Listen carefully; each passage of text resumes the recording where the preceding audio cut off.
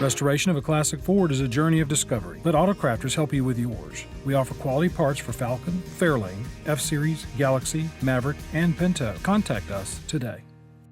All right, I'm going to go in and remove the old strip caulk as much as I can here, just to get it out of the way of what we're going to be doing next. You have to be careful because there are some of those rivets on the facing of the case here. All right, now, strip caulk. The part number on that is a 08578. Don't know if I would rely on that number too much because my strip caulk is probably about 30 some odd years old. But that's the old number for it. So mine is pretty natty and in bad shape, but it's still sticky. This stuff holds up for forever. And I'm just going to use the little section chunks off of here to set this thing up and get it ready to go for final. Put the strip caulk down. I would recommend getting strip caulk because there is not anything else I've found that is any better than this for doing this kind of work. So be that where it is. Again, with the strip caulk, you're not trying to control anything but heat. You're trying to keep the heat from leaking outside of the box. Kind of an end of an era here, folks.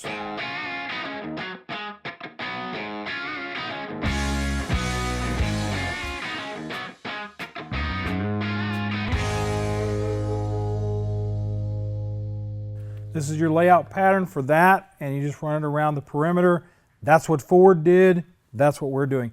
Now, one thing I will say is if you're working on this and you're using the strip caulk and it's a little chilly outside, you might want to go in and grab yourself a blow dryer when you start setting the plate in on top of it, because it is going to be a little bit harder unless there's heat applied to it, and then it'll soften up and be able to lay in correctly.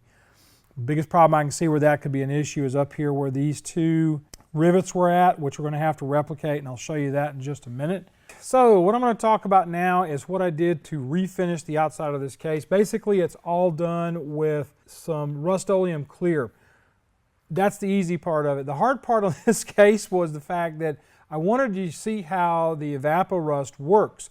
It does work really well. This is an example of how well the Evaporust can work, but you can also see the line with which it didn't. And that's because this portion from here up was outside of the Evaporust. It took about 2 gallons to do this, and that's a lot. I mean, you know, you're talking about $60 worth of Evaporust to do this case, and I like the product. It works very, very well. I couldn't get the Evaporust on this. I tried a couple of different ways. I tried using something like a container on top of it, sealed to the top of it with weather strip adhesive. I tried everything to make that work, and it just wouldn't. I finally started using a brush technique to go in there and help it a little bit more, but as you can see, it's different from the other one. This one looks like a factory color. This one does not. It's just pure and simple. I really like the Evaporust process if you can find a way to sink everything into it. I think the KBS works pretty well as a rust preventative inside the case, although I was a little bummed out by some of the rust still being in there after I went through and treated it, and I got the phosphate coating that they talk about, and it may not be a phosphate coating, it may be a phosphate coating. After I got the phosphate coating in there, that area looks really good. The other area doesn't look like the KBS really touched it. I don't know why that is. All right, so I went out and refinished this plate. You saw some of that in the beginning where we were doing the sizzle reel, showing the things that we did. This is done in a stainless steel silver from the guys at Rustoleum. I just used it because it's rust preventative or rust inhibiting paint, because we've got some real rust issues on this thing, so I wanted to stop it. We did submerge this in Evaporust for a little while. You saw that in the previous episode. Again, had I had a bigger container and I had about 3 gallons of the Evaporust, I would have put the entire thing under and then been happier with it. This section down here is extremely weak. I'm a little worried about this because it's really floppy right now, and I have to put the door in here, and then we have to try to pull all that together on top of the case that I've got sitting over to my left. Now what I'm going to do now is I'm going to put the door on. It's so much easier when you know what it's supposed to be like. And now I can put this to the side and pull the case in. You'll want to do all this before you put the heater core in.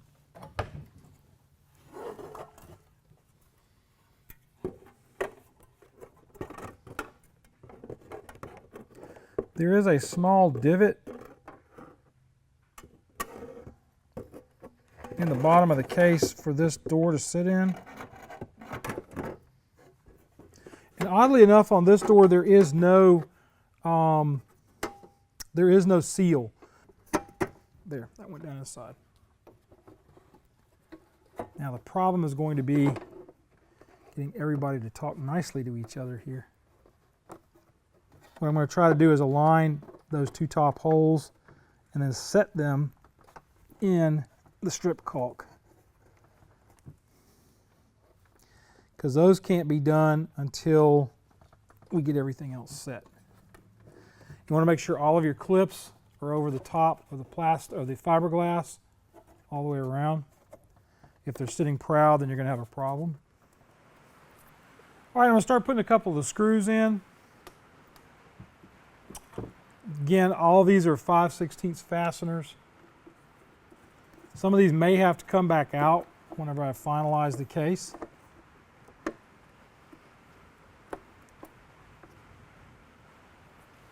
And yes, it's raining.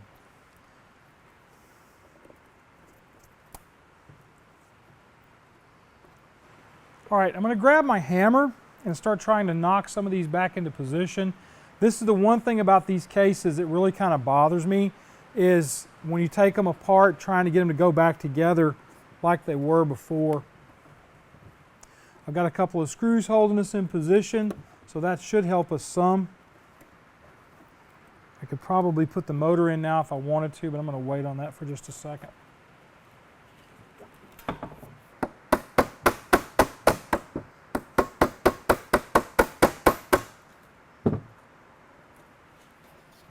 We'll be moving around here, so.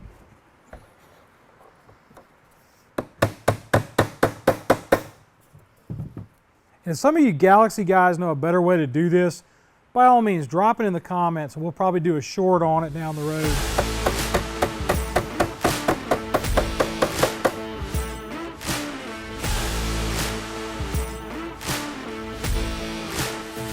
I'm just trying to get these rolled over kind of flat. And then I'm going to go in with a pair of pliers with some leather on the pliers in order to actually final set them. I don't knock my heater core off on the floor in the process.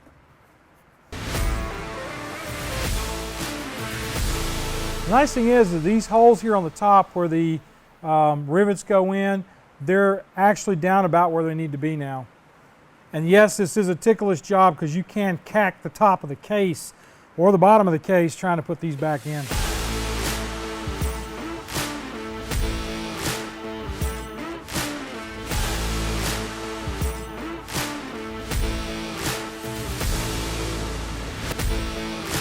All right, I've got them all laid over. Now I'm going to have to go find a pair of pliers. I really don't want to go out in the rain to do it, but I'm going to need to go find a pair of pliers that I can actually squeeze these into position so that they're sitting correctly.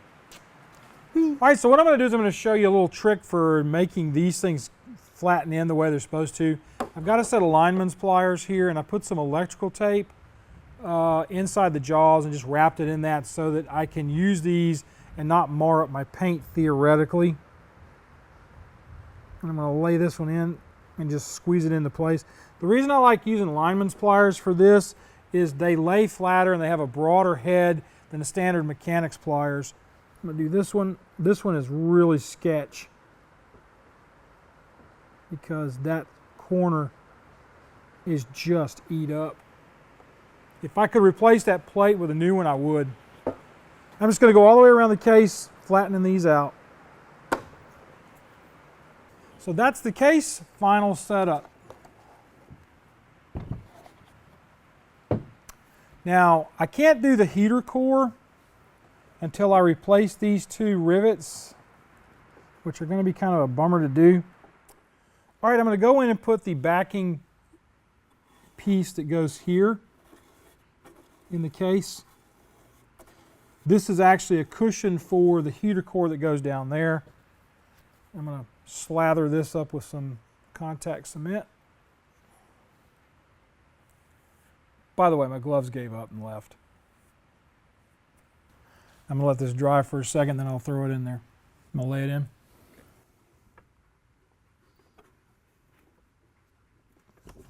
There's another piece that goes in as well. There's one, this smaller piece here that's fairly firm, goes between the fresh air plate and the actual, this plate here. I don't know what they're called, but it's part of the air movement system. So we're going to go ahead and drop in some contact cement on the door, well, right here. And Ford was pretty loose about how they did this. They just slathered it on there. Once again, they weren't restoring cars. They were building them for mass production for people to get in them and go somewhere. So, huzzah. Now I'm going to put some contact cement on the rubber here.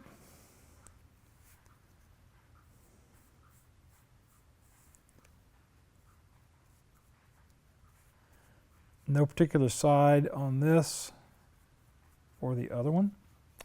Now what I'm going to do here though is I'm going to try and hold it in position and shut the door on it. So it'll sit right where it needs to contact that. All right, so there's one other piece of foam here. It's this one like this piece. And I think this piece is part of the anti-noise stuff that they would do on these. Ford did not seem to put any kind of foam other than that piece to stop the rattle or the door from clanging into position here. They really didn't put anything else in there, but I think this piece actually goes inside of the case around the top here.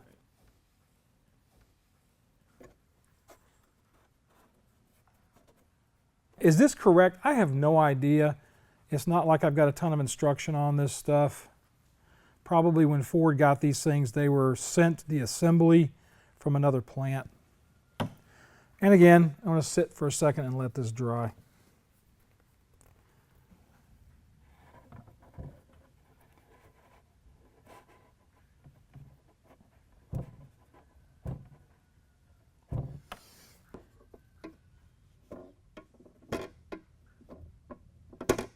Much quieter than it would be otherwise. You're going to get a little bit of rattle out of the actual arm moving around some, but nice and quiet. All right, last but not least, the motor. The motor will go down in there, but you have to have this on the back side of it.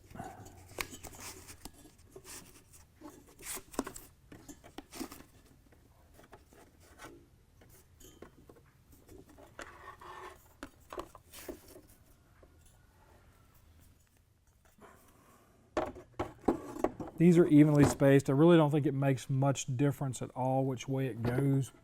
If it does, let me know in the comments.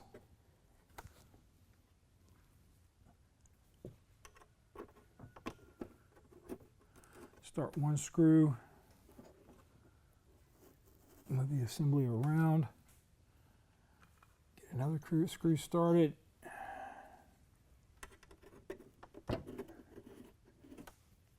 Another screw. I know, it looks terrible being rusty, but nobody's gonna see it.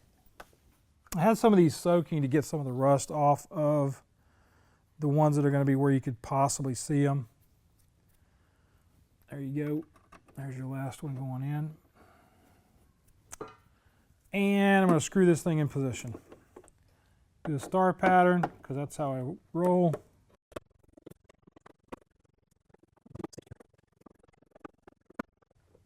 Remember, I have to keep telling my own self not to do anything stupid, like go in and start refinishing this outside perimeter.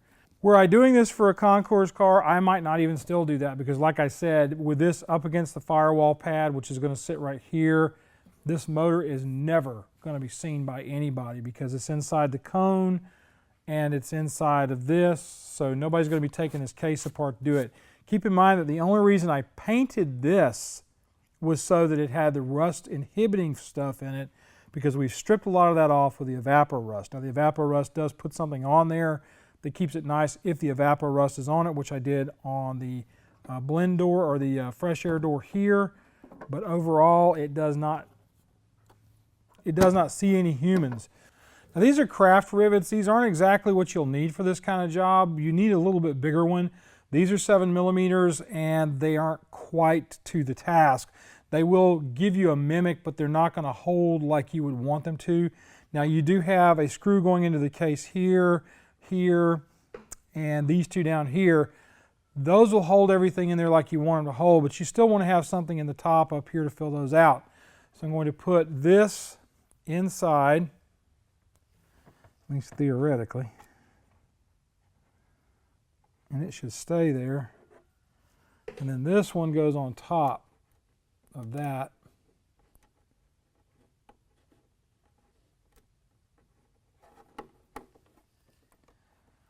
And then I have a tool that we got a long time ago from a Corvette supplier. Now I'm going to attempt to tighten this into position with my overly large, because I can't find my small adjustables.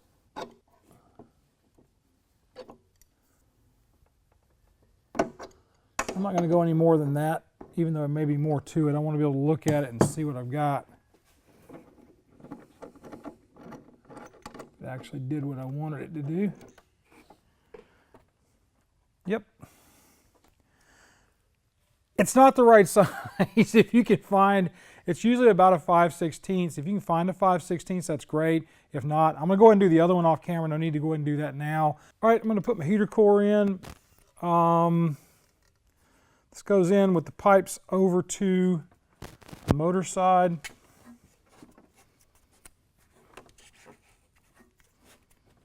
It's going to be a tight fit because you have new rubbers in there.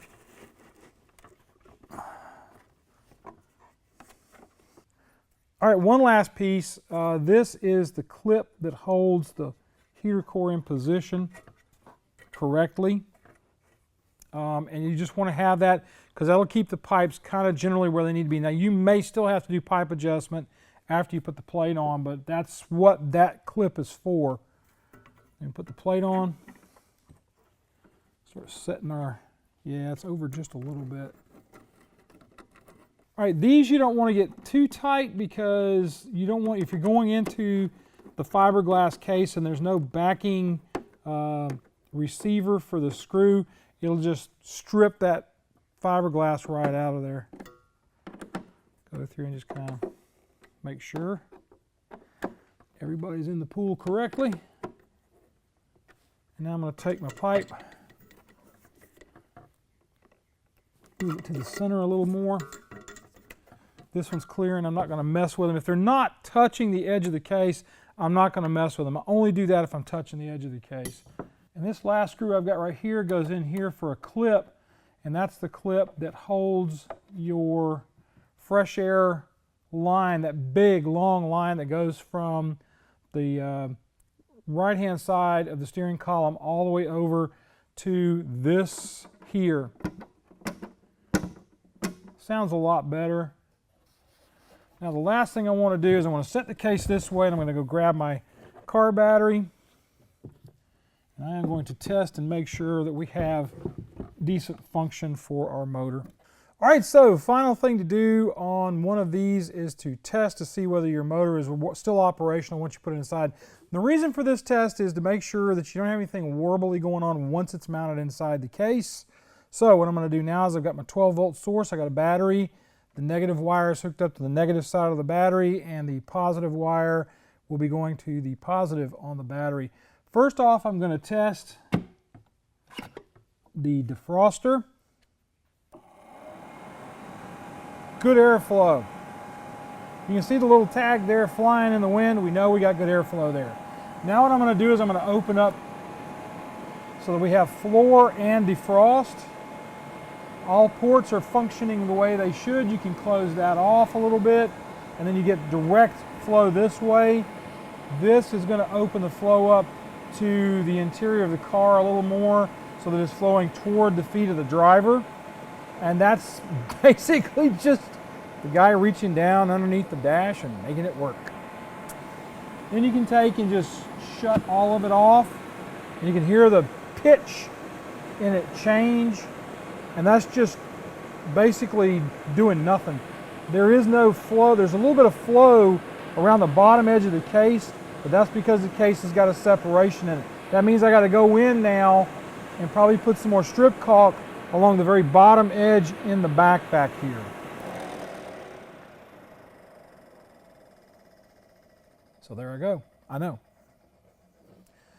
What you want to be able to do is to use this to find out where your leaks are at. If you've got an air leak, like we have a big one down here underneath. And I don't know that that's even that big a deal because Ford didn't typically put strip caulk down over on this side of the case as I showed you before. So now we're ready to go. And I'm going to pull this out of the way. Well, I'm just going to leave it here. I'm going to talk to you about Patreon. Now, why should you do Patreon? Well, Patreon's a great way to get to talk to me on a monthly basis. Once a month, we have meetings on Zoom at the $10 a month level. You get to come in there and chat with me, and I answer tech questions. I talk to you about everything we got going on. So I'd like for you to, if you could, go in there and check out Patreon. It's a great way to get to know me, and it's also helping the guys who come in here on a weekly basis to help me do the editing and stuff. That would be Darren. Sometimes Andrew. Andrew's got another job now, so he's a little bit more busy. But Andrew is also a person that comes in and helps out with what we have going on around here. So won't you think about it? And if we've done anything to help you out with your car at all, it's a great way for you to say thank you on a monthly basis for us saving you money on what you do to fix up your classic car. Also, you know where I'm going with this. Super thanks. That's right, folks. One time we've done one thing to make you happy. You can give us any certain amount of money. I found out you can't do 2 cents like I've been trying to get people to do. You have to do a little more than that. You have to go anywhere from probably a couple of bucks all the way up to $1.5 million. We're looking for that $1.5 million. Don't think it's going to ever happen, but hey, you just never know. Somebody might be feeling benevolent and leave us a ton of money. I'm out of uncles, so it's going to be up to you guys. Do me a favor, folks. Be kind to each other, love on each other, treat each other nice. You guys have a great week, and we'll see you on down the road. I like this. I don't know if I want to fix the leak in the air thing. Because it's a blowing. There's a wind blowing underneath the car. But if I open these up, it's okay. And I'm at high speed right now. I'm sure I could hook this little thingy here up and make it go,